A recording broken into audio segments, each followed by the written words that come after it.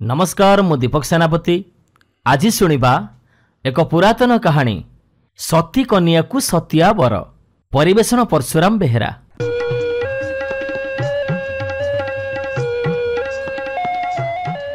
जड़े साधव थिले जानिकी से जड़े रजा। उआस को चाही धन दौलत, धन को चाही पुओ, पुओंक रूप को चाही बुद्धि, आउ बुद्धि की चाही काम। 5 खंड बोईत लंकादीप को जा आस करुथाए।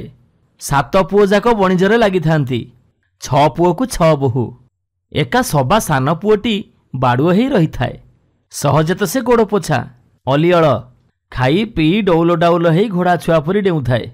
दिने साधवाणी साधव को कहिला, हई हे पुओ को 17 पुरी 18 पशिला, आउ एमती केते दिन मो पुओ नंडा हैकी बुलुथिबो। साधव कहिला, जोटा खाली गोरुंडु थिला कांथरू माटी छड़ेई खाउथिला, आजी पुणी तार बाहाघर कथा पड़ीची। बुढ़ी कहिला, तम मन को से पिला हेइची, जाओ जाओ कन्या खोजी कि आण, मगुसुर को तिथि अछि। साधव कन्या खोजिबा को बाहरला। एतिकी बेले सान पुओ कौठी थिला बाट उगाली कि कहिला, बापा जदि सती कन्या मिलिबो ताहले मु बाहा हेबी, नहले नाही। बुढ़ा भाबिथिला 5 जागा 3 जागा देखिबो, जोठी मनकु जीवो सेठी बोहू आनिबो। एबे से महा अड़ुआरे पड़िला। सती कन्या पुणी कौटू देखिकी आनिबो? अरे बाबा किए सती किए असती केमिति जानिबो? राज्य राज्य हे बुढ़ा बुलिला। केते कन्या देखिला, जनकु जणे रूपरे बड़ी, हेले से सती की असती पचारिबाकू भरोसा पाइलानी। शेषकु जणे रजांक राइजरे पहुंचिला। राजा डेंगुरा देई थांती, मो जेमा जणे सतिया बर बाहा हबो। लोके तो मिछुकू पणा करी पी जाइचंती, मिछ ए दुनिया रे कही नहीं किए। साधव जाई रजांक छामुरे जणेइला, महाराज मो पुओ होउची सतिया, जहा कहे सेया घटे। थरे एरुंडी बंधरे मुंड बाजीगला जे से कहिला, ओहो निया बाहरी पड़िला। सतकु सत ता कपाल रे चंद्र उदिया परी निया झटकी उठिला। राजा कहिले, मो जेमा होउची सती, ता पाद लागिले मल्ला गछ भी कौली उठे, सुखिला पोखरी रे लहड़ी मारे, पथर सुना हो जाए। ये तो विधातार घटसूत्र, जहा लगी जी जन्म। जातक फातक बुझा सुझी किछि नहीं, कथा पद पद करे सबु ठीक। सर्वमंगला जगन्नाथ। एबे बाहाघर आयोजन हैला। साधव पुओ हाथी दांत पालिंकी चढ़ी रोषणी करी आसिला। केते बाण रोषणी नाट गाहाण बजाण। आनंद उत्सव रे मूलकटा उछुली पड़िला। बाजा बाजुची, नाटुआ नाचुचंती, गाणिया गाउचंती, बेदी उपरे बाहाघर होउची। एतिकी बेले गोटे बतास हैला। आकाश रे मेघ घोटीगला। गोटे असुर कुआडू आसी घोर गर्जन तर्जन करी आकाश फटेइला। ता आखिरे बिजुली चमकु थाए। दांत रगड़ी गोटे काउरी हाड़ छुई जेते सबु थिले नाटुआ गाणिया बजंतरी समस्तंकु पत्थर करदेला। जे जोठी जहा करुथिले सबु पत्थर पाल्टी गले सेठी। बर तो सतिया आउ कनिया तो सती। असुरर काउरी काठी सेमानंकु काम कलानी। हेले से असुर कौशल करी कनिया को हरण करी नहीं गला। बर एकुटिया रहिला। चारियाड़ खाली पत्थर आउ पत्थर। भाबिला समस्ते तो मरीगले, समस्ते तो पत्थर पाल्टी गले। ए जीवन रे आउ कौन काम? साहसाथी नाही, बंधु कुटुंब नाही, एमिति बंचिबा बड़ हिनस्ता। मरी भी किछि फल नाही। एई मानकु जियाई पारले सिना जस हबो। राजजेमा पत्थर हो गला कि ताकू किए नहीं गला से किछि बुझी पारलानी। चारियाड़े खाँ खाँ गोड़ौ थाए। से घोड़ा दौड़े से राज्य छाड़ी चली आसिला। बाटरे देखिला गोटे नागसाप पड़ौची। ता देह को टेका पकई पिला माने खंडिया खाबरा कर दैचंती। साधव पुओ को विकल लागिला। से कहिला, अरे ए पिला माने ताकू छाड़ी दियो। पिला माने कहिले, दुष्ट जंतु को विश्वास नहीं, याकू छाड़ी देले ये केतेबेले काहाकू कामुड़ी पकेइबो। साधव पुओ कहिला, अरे ना ना ताकू छाड़ी दियो, तार कई क्षति न कले सी कहीं कहार क्षति करिबो। पिला माने आउ टेका पकेइलेनी। तापर साधव पुओ आगो चलिला। हेले सापटी तारी पछे पछे जीवाकू लागिला। साधव पुओ पचारिला, अरे एबे तू पुणी कुआडे मो पछे पछे आसु? तू जा, मु जते जेतेबेले सुमरणा करिबी तू आसीबू। साधव पुओ आउ किछि दूर गला परे दले केउट गोटे कईछ को धरिथिबार देखिला। साधव पुओ को विकल लागिला। कहिला, अरे भाई 5टी सुना मोहर नियो, आउ ये कईछटा को टिके छाड़ी दियो। केउट माने देखिले सेमानंकर लाभ बहुत, क्षति किछि नाही। कईछटाକୁ मारिदेले कौन लाभ हब? 5टी सुना मोहर मिलुछि, ये बड़ भाग्यर कथा। कहू काले तो किए एते दिएनी। केउट माने कईछକୁ पानी छाड़देले। से टिके पहरी पड़ी पुणी कूलକୁ आसिला। साधव पुअर पछे पछे गोड़ेइला आउ कहिला, तमे मो जीवन बंचेइछ, ए जीवन होउछि तमर। साधव पुओ कहिला, तमे भी फेरी जाओ, तमको मु जेतेबेले मने पकेइबी तमे सेतेबेले आसीबो। खूब बेगरे घोड़ा दौड़े साधव पुओ गोटे पोखरी कूल पहुँचला। घोड़ा को पानी पिएला, निजे भी दियांजुला पानी पीला। तापरे गोटे गछ मूले बसी झाड़ मारुची। एतिकी बेले किए जणे माठिया काखेई पानी नबाकू आसीबार से देखिला। पाखे आसीबारु से चिन्हिला, ये आउ केही नुह, ये सेई राजजेमा। साधव पुओ को देखी राजा झीर आखिरु धार धार लुह गली पड़िला। कहिला, आहा तमे एठी काईकि आसिल? ये तो होछि असुरपुर, ता आखिरे पड़ले तमको से सांगे सांगे चोबेई दब। साधव पुओ पचारिला, हाँ जे तमे एठी केमती आसिल? जेमा कहिला, असुर मते बेदी उपर उड़ेई आनिछि, बाहा हब बोली जिद धरी बसिछि। मु ताकू 3 वर्ष पई कंठ देइछि। मु ताकू कहिछि मोर 3 वर्ष पई व्रत अछि, व्रत उझेइला परे जाई बाहा हेबी। मोरी कथा को विश्वास करी असुर स्थिर हेई रहिछि। साधव पुओ कहिला, ठीक अछि, चल आमे भी पळेइबा। राजा झियो कहिला, हेले ता कबळरू खसिबा एडे सहज नुह। से माया रूप धरी मते पुणी नहीं आसीबो, आउ तमको से जीवन रे रखिबनी। साधव पुओ कहिला, ताहले मु ता सहित युद्ध करिबी, ताकू जमपुर को पठेइबी।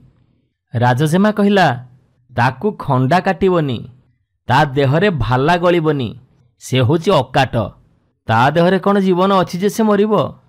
एमिति ता सहित 17 वर्ष युद्ध कले भी से किछि लाभ हबनी। ताहले उपाय कौन? साधव पुओ पचारला। राजजेमा कहिला, मु भेद बुझिकी कहिबी, ता जीवन नाटिका कौठी अछि किए जाने। साधव पुओ उहाड़ भितर लुचि रहिला। जेमा माठ घोड़ी ही शोइला। असुर चरी बुली सेज पाखकू आसिला। पचारिला, कौन हैला? जेमा गोटापण थरु थाए। ऊ हेई कुंथेकी कहिला, मते भारी जर। असुर पचारला, काई केमिति हैला? जेमा कहिला, मो मनरे चिंता पसी जाइछि, तमे एकुटिया चरी बुलिबाकू जाउछ, जदि किए तमको केतेबेले मारी पकेइबो, मो अवस्था कौन हब? असुर गोटे हुंकार छाड़ी कहिला, हा कहार एडे साध्य अछि? इंद्रंकर गोसेई बाप भी मते मारी पारिबनी, तांकर वज्र मुन भी बंका हिजिबो। जेमा कहिला, ताहले तमे कौन अमर? तमे कौन भगवान? असुर कहिला, आलो ये केमितिका कथा कहूचु? मर्त्यर जन्म है कि किए एमिति अमर अछि मु हेबी? मु तो मनीष नुह, जर कि रोगरे उल्टी पड़िबी। मु होची असुर, मोर 2टा जीवन। जेमा पचारिला, गोटिए तो तम देहरे अछि, आउ गोटिए जीवन कौठी अछि? असुर कहिला, आ मरण भेद कौन किए काहकू कहे?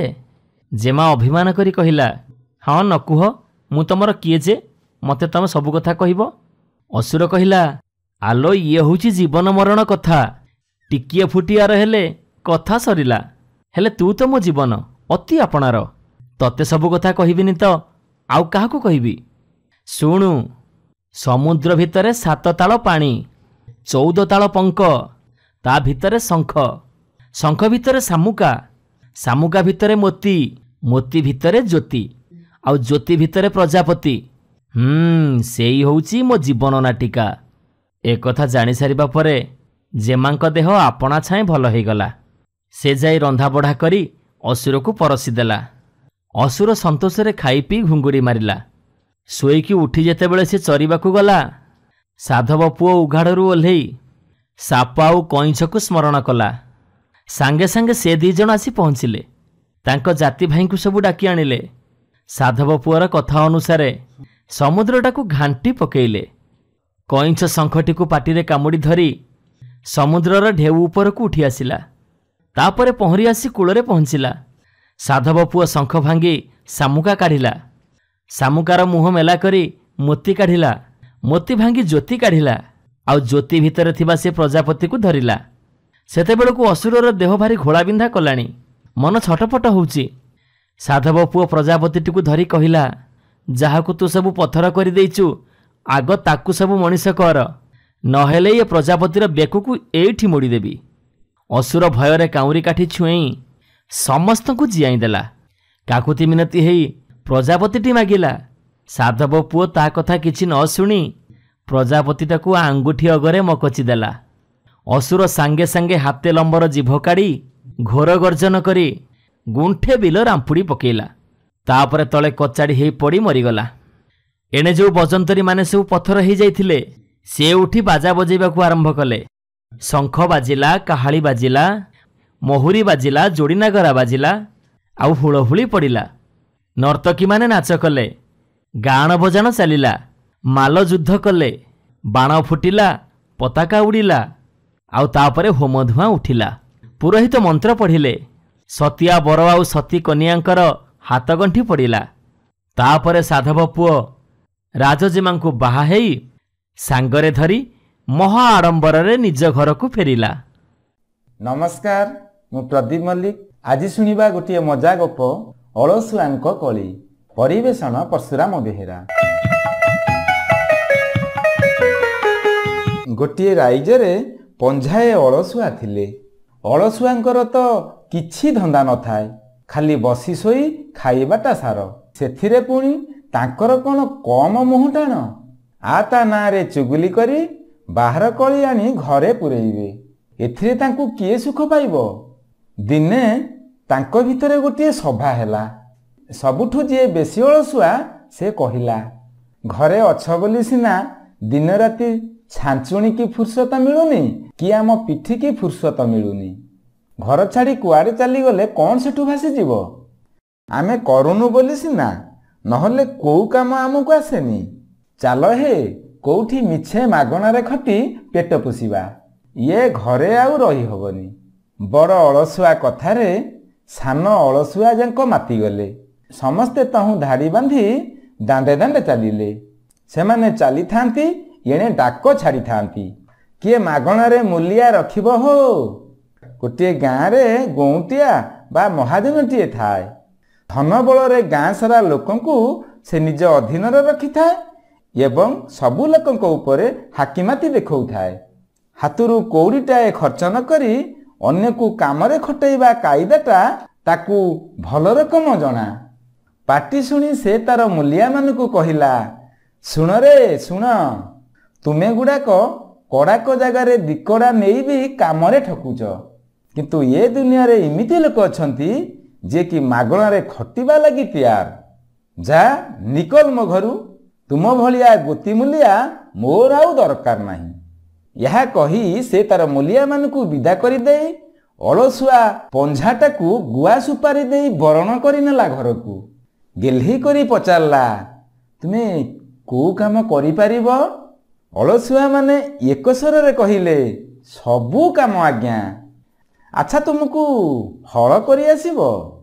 अलसुआ माने कहिले, से काम छाड़ी बाकी सबू काम आसीबो। अच्छा तुमको तली पकई आसीबो? आज्ञा, सेई गोटिक काम छाड़ी बाकी सबू काम आसीबो। मूलिया माने कहिले। एक कथा सुनी महाजन कहिला, अच्छा तुमको पानी बोही आसीबो? अलसुआ मानकर सेई गोटिए उत्तर, आज्ञा सेई कामटा छाड़ी बाकी सबू काम आसीबो।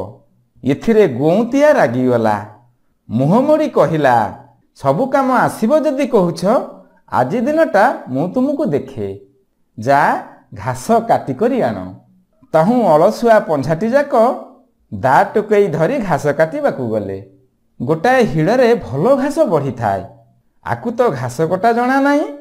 सेई हिड़टाकू दारे काटिले आनिबा पई कोनोसी प्रकारे माटीरू पुळाए घासरू पुळाए लेखे आनी घरे पहुँचिले। गौंतिया जो गुहाଳରେ तांको घास जमा करिबाकू कहिथिला, सेठी जाई देखिला बेलकू घरे कौन कली लागिछि जे गौंतिया मा रुषि करी बसिछि। एमाने कहिले, हे तू सेठी बसिचु, आमे घास कोउठी कुढ़ेइबू? बुढ़ी तो रागिथिला, थिंकारी उठी कहिला, कोउठी आउ कुढ़ेइब, मो मुंडरे कुढ़ा। अलसुआंकर तो बुद्धि कम। बुढ़ी पाटिरू कथा सरी नहीं, से माटी घास जहा आनिथिले बुढ़ी मुंडरे जमा करिदेले। एते गुड़ाए घास माटी ବୁଢ଼ୀ ମୁଣ୍ଡରେ ଜମା କଲେ ସେଥିରେ ବୁଢ଼ୀକି ଆଉ ବଞ୍ଚିବ? ସେ ସିଧା ସ୍ୱର୍ଗକୁ ଟିକଟ କାଟିଲା। ଗୌନ୍ତିଆ କାନକୁ ଯେତେବେଳେ କଥାଟା ଗଲା ସେ କହିଲା, ହୋଇରେ ତୁମେ ଗୁଡ଼ାକ ଏଡ଼େ ପଶୁ, ତୁମର ତ ଟିକେ ବୁଦ୍ଧି ଅକଲ ନାହିଁ, ମାଟାକୁ ମୋର ମାରିଦେଲ। ହଉ ଯାହା ତ କଲଣି କଲଣି, ନେଇଯା ତାକୁ ମଶାଣିରେ ପୋତି ଦେଇ ଆସିବ। ପଞ୍ଝାଟି ଯାକ ଅଳସୁଆ ଏଥର ବୁଢ଼ୀକି କୋକଇରେ ବାନ୍ଧି ହରିବୋଲ ପକାଇ ମଶାଣିକୁ ଚାଲିଲେ। ଗଲାବେଳେ ବାଟରେ ବୁଢ଼ୀ କେଉଁଠି ଗଳି ପଡ଼ିଛି ତାଙ୍କୁ ମାଲୁମ ନାହିଁ। ଗାତ ଖୋଳି ସାରି ଖୋଜିଲା ବେଳକୁ ବୁଢ଼ୀ ଉଭାନ। ଏତିକି ବେଳେ ଟିକିଏ ଦୂରରେ ସେମାନେ ଦେଖିଲେ ଗୋଟିଏ ବୁଢ଼ୀ ସୁନୁସୁନିଆ ଶାଗ ବସି ତୋଳୁଛି। ବଡ଼ ଅଳସୁଆଟା ପାଟି କରି କହିଲା, ହେଇରେ ଦେଖ ସେ ବଦମାସୀ ବୁଢ଼ୀ କେତେବେଳେ କୋକଇ ଭିତରୁ ଖସିଯାଇ ସେଠି ବସି ଶାଗ ତୋଳିଲାଣି। ଯାଓରେ ଯାଅ, ଆଉ ଡେରି କରନି, ପୁଣି କୁଆଡ଼େ ପଳେଇ ଯିବ ସେ ବୁଢ଼ୀ।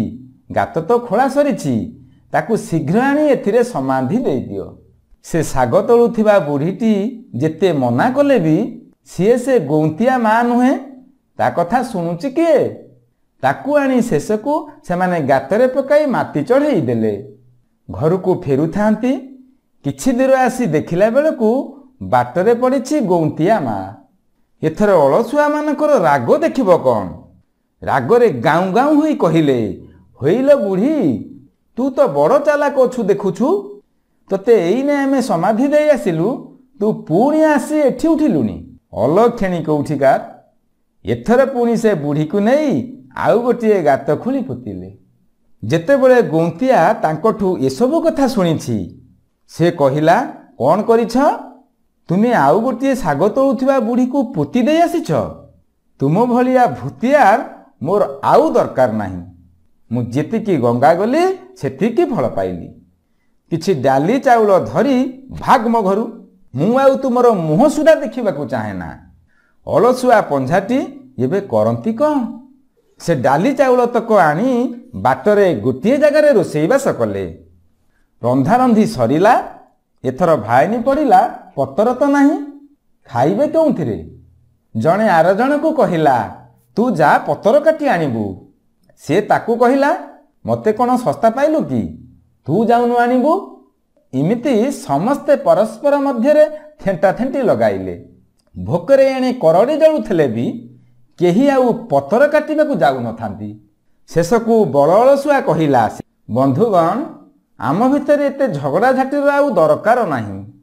ଗୋଟିଏ ସର୍ତ୍ତ ରହିଲା, ଯିଏ ଆମ ଭିତରେ ଆଗ ପାଟି ଖୋଲିବ ସିଏ ଯିବ ପତର କାଟି। ଏତକ କହି ବଡ଼ ଅଳସୁଆ ଚୁପ୍ ହେଇ ବସି ପଡ଼ିଲା। ତା ଚାରିପାଖେ ଆଣ୍ଠୁ ସନ୍ଧିରେ ମୁଣ୍ଡ ରଖି ଆଉ ସବୁ ଅଳସୁଆ ବସିଗଲେ। କେହି କେହି ତାଙ୍କ ଭିତରୁ ବସୁ ବସୁ ଢୋଳେଇବାରେ ଲାଗିଲେ, ଯେମିତି ରାଧା ଗୋବିନ୍ଦ ଝୁଲଣ ଦୋଳିରେ ବସି ଏପାଖ ସେପାଖ ହୁଅନ୍ତି, ଠିକ୍ ସେମିତି। ଏତିକି ବେଳେ ସେଇ ରାଇଜର ରଜାପୁଅ ତା ଦଳବଳ ନେଇ ସେଇ ବାଟେ ପାରିଧୁରୁ ଫେରୁଥିଲା। ତାକୁ ବି ପ୍ରବଳ ଭୋକ କରୁଥାଏ। ବାଟ ମଝିରେ ସେ ଦେଖିଲା ଅଦ୍ଭୁତ କାଣ୍ଡ। ଭାତ ଡାଲି ରନ୍ଧା ହୋଇ ଥୁଆ ହୋଇଛି, ଅଥଚ କେହି ଖାଇନାହାନ୍ତି। ସେ ପଚାରିଲା, ଆରେ ଭାଇ, ରନ୍ଧାବଢ଼ା କରି ବସିଛ, ଖାଉନା କାହିଁକି? କଥା କ'ଣ? ଯିଏ ପାଟି ଖୋଲିବ ସିଏ ଯିବ ପତର କାଟି। କିଏ ଦେଉଛି ରଜାପୁଅ ପ୍ରଶ୍ନର ଉତ୍ତର? ଯେଝା ସୁଖେ ଯେଝା ରହିଲେ। ତାଙ୍କର ବାଗ ଦେଖି ରାଜାପୁଅ କହିଲା, ଠିକ୍ ଅଛି, ତୁମେ ବସି ଜଳ ଜଳ କରି ଚାହିଁଥା, ଆମେ ଖାଉଛୁ। ଏହା କହି ପାଖରୁ ପତର କେତେ ଖଣ୍ଡ କାଟି ଆଣି ସେ ତା ଦଳବଳ ନେଇ ବସି ପଡ଼ିଲା। ଘଡ଼ିକ ଭିତରେ ଭାତ ଡାଲି ସବୁ ଶେଷ। ତଥାପି ମଧ୍ୟ ଅଳସୁଆମାନେ ପାଟି ଫିଟଉ ନଥାନ୍ତି। ରାଜାପୁଅ ମନରେ ଭାବିଲା, ନିଶ୍ଚୟ ଏଥିମଧ୍ୟରେ କିଛି କଥା ଅଛି। ଚୁଲିରେ ଗୋଟାଏ ବଡ଼ ନିଆଁ ଖୁଣ୍ଟ ପଡ଼ିଥିଲା। ସେଇଆକୁ ଆଣି ସେ ସମସ୍ତଙ୍କ ଠେଇ ପଟାଏ ଲେଖେ ଚେଙ୍କା ଚଢ଼େଇଲା। ତଥାପି ମଧ୍ୟ ପତର କାଟିଯିବା ଭୟରେ କେହି ପାଟି ଫିଟଉ ନଥାନ୍ତି। ଯେତେବେଳେ ପରସ୍ତେ ଚେଙ୍କା ଚଢ଼ାଇ ପୁଣି ପରସ୍ତକ ପାଇଁ ପ୍ରଥମ ଲୋକଟା ପିଠିରେ ନିଆଁ ଖୁଣ୍ଟା ମାଡ଼ି ଦେଇଛି, ସେ ଚିଲେଇ ଉଠିଲା, ସମସ୍ତଙ୍କୁ ଚେଙ୍କେ ଚେଙ୍କେ ମୋତେ କାହିଁକି ଦି ଚେଙ୍କେ? ତା ପାଟି ଶୁଣି ଅନ୍ୟମାନେ କହିଲେ, ସେଇଟା ଗୋଟେ ଅଳସୁଆଟେ, ଏଇନେ ପତର କାଟିବାକୁ ଯାଉନଥିଲା। ଚଢ଼ା ଠାପୁଆକୁ ଆଉ ଚେଙ୍କାଏ ଚଢ଼ା। 2 ଚେଙ୍କା ଖାଇଥିବା ଅଳସୁଆ କହିଲା, ହଜୁର ମୁଁ ଏକା ନୁହେଁ, ଏମାନେ ସମସ୍ତେ ବି ମୋରି ଭଳି ଅଳସୁଆ। ରାଜା ପୁଅ କହିଲା, କ'ଣ ତୁମେ 5ଟି ଯାକ ତାହେଲେ ଅଳସୁଆ? ଅଳସୁଆ ମାନେ ଦେଶର ଶତ୍ରୁ। ରୁହ, ଆଜି ତୁମ କାହାରିକୁ ମୁଁ ଛାଡ଼ୁନି। ଏହା କହି ସେ ସେଉଠୁ ଗଡ଼େଇ ପଡ଼େଇ ସମସ୍ତଙ୍କୁ ମନ ଇଚ୍ଛା ଚେଙ୍କ ଚଢ଼େଇଲା। ତାପରେ ଘୋଡ଼ାରେ ଚଢ଼ି ତା ବାଟରେ ଗଲା।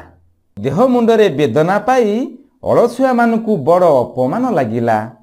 ବଡ଼ ଅଳସୁଆ କହିଲା, ଦେଖ ହୋ, ଆମ ଅଳସପଣରୁ ରାନ୍ଧିଲା ଭାତ ଗଣ୍ଡାକ ମଧ୍ୟ ଆମେ ଖାଇପାରିଲେନି, ସେଥିରେ ପୁଣି ଚିଆଁ। କଥାରେ ଅଛି ପରା, ଆପଣା ହସ୍ତେ ଯାହା ଛେଦି କିଏ ତାଙ୍କର ଅଛି ପ୍ରତିବାଦୀ। ଯାହା ହେବାର ହୋଇଗଲା। ଆଜିଠୁ ଆମେ ଅଳସୁଆପଣ ଛାଡ଼ି ଭଲ ମଣିଷ ହେବା।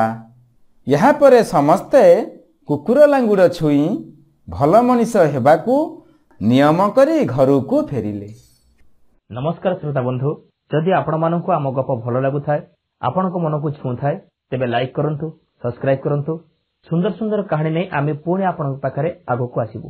ଆପଣ ସବସ୍କ୍ରାଇବ୍ କରିବା ପରେ ବେଲ୍ ଆଇକନକୁ ଦବାଇବା ପାଇଁ କେବେ ବି ଭୁଲିବେନି। ଜୟ ଜଗନ୍ନାଥ।